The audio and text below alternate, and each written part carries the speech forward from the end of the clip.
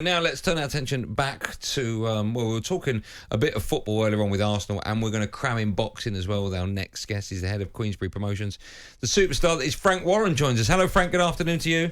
Good afternoon, Andy. Good afternoon, Darren. How are you doing, Frank? We got lots and lots to talk to you about. Do you want to do Arsenal first or boxing first, Frank?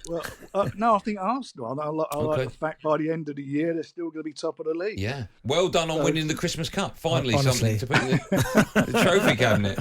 No, they've done. They've really, and he's done a great job with Arteta. There's no doubt about that. And I was a big doubter, but he's done a great job. Are you going to win it? Some good youngsters. You're going to win it, Frank? I think so. I think they're capable of beating anybody. And Man City fell over, didn't they, the weekend? And they are a bit leaky at the back, but they're fabulous up front, Man City.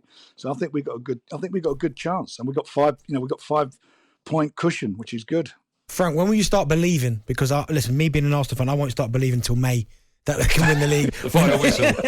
Me too. I mean, I don't want it to be, like the break kills it all or something. But no, they're playing well. I mean, what they're doing, they're showing what I feel they're showing much more grit. And for me, the revelation this season has been Xhaka. And if you look at him, he's playing like he does when he plays for Switzerland. He's quite commanding. And I think he's playing extremely well. I mean, Jesus, whatever his name is. I mean, he's a fabulous player. I mean, he's not scored, was it 5 or 6 games now? But I tell you what, he's made enough. And he gives everyone a problem. Okay, well, I'll just put you down as you think Arsenal will beat the drop. Right, let's turn our attention now to a bit of boxing.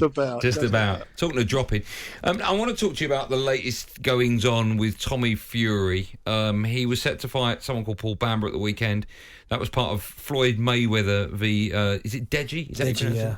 On the undercard. We'll talk about that fight another day. What went wrong? His opponent didn't make the weight and someone had to step in? No, what happened was the promoters who were putting the show together issued a contract, obviously, to Tommy, and it had the weight limit on there, what he had to make, the weight he had to make.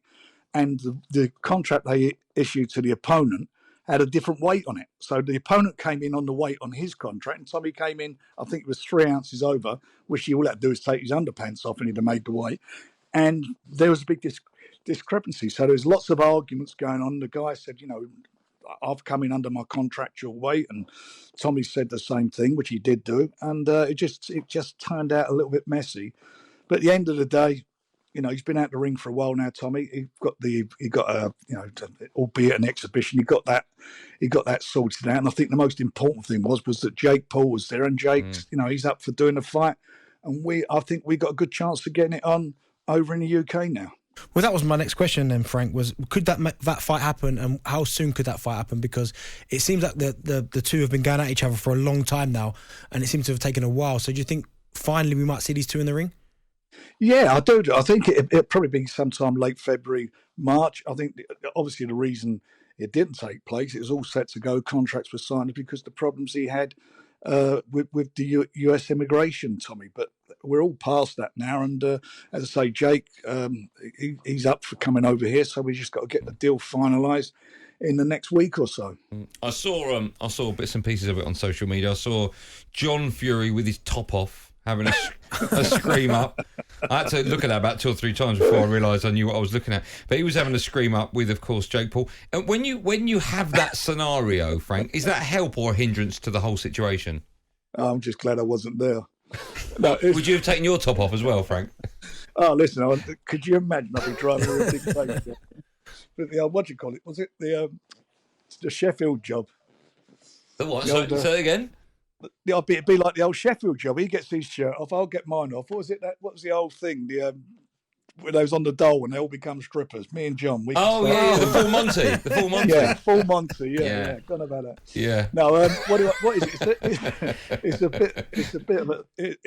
all a bit. It's all a bit silly, and it gets a bit ridiculous, and I don't know. But it's for some reason it is what it is, and this sort of YouTube type of thing is. I mean, I look at it. Remember, I come from the PURIST background. I look at it sometimes, and just scratch my head. But maybe I'm just getting older and older, and I'm missing the point. But people. What do you mean by that, Frank? Well, I don't like all. I mean, I don't. There's no. For me, there's no need for all that nonsense. It's just. it wouldn't have happened in a ring over here, that's for sure. And it gets a little bit out of hand, and some of the things that are being said, I think, are quite personal, and they're not it's nothing constructive about it. I mean, listen, if you both want to earn a few quid, you're going to earn huge money for it. Just get the fight on and do it in the ring. That's where you got to take it, make it happen in the ring. All the rest of the nonsense doesn't matter. It doesn't mean a row of beans. And at the end of the day, as far as John's concerned, his dad, once that bell goes, he's got to get down. He gets down from the steps, and it's all up to Tommy. Frank, can you see a situation where Jake Paul actually can beat Tommy Fury? Because we're yet to see Jake Paul actually fight a boxer. But do you give him much chance against Tommy? Look, I've got to fancy the boxer. I've got to fancy Tommy to beat him. That's the reason why why I'm keen on making it. As far as it's life-changing money for Tommy, and for me it's a no-brainer for him to fight him. But Jake Paul he's obviously taking it all very seriously now. He's actually got license, and he's obviously you look at him, he's training very hard. What level he's at, you're only going to find out when he fights the likes of a Tommy Fury. You're then going to find out. Listen, Frank, thank you for coming on. We've had the director of the Full Monty phone up. He wants to know if we can pass your details on to him. So if that's okay with you, I'll give him your number. Yeah, give me the number, and I'll see if I can get hold of. If I can get Victor Meldrew on there with me. Yeah, do you know what? I'll be honest. I don't think that's going to be a pay-per-view sellout. If I'm being honest, I don't know about that. See, people, they take no notice of the older generation. Yeah, there's a market there. There's a market for us. I don't think I want to be anywhere near that market. Frank, listen, thank you as always for coming on. A real Cheers, pleasure. Frank. All right, thanks, Darren. Thanks, Andy. Bye. There you go, the wonderful Frank Warren. Good stuff.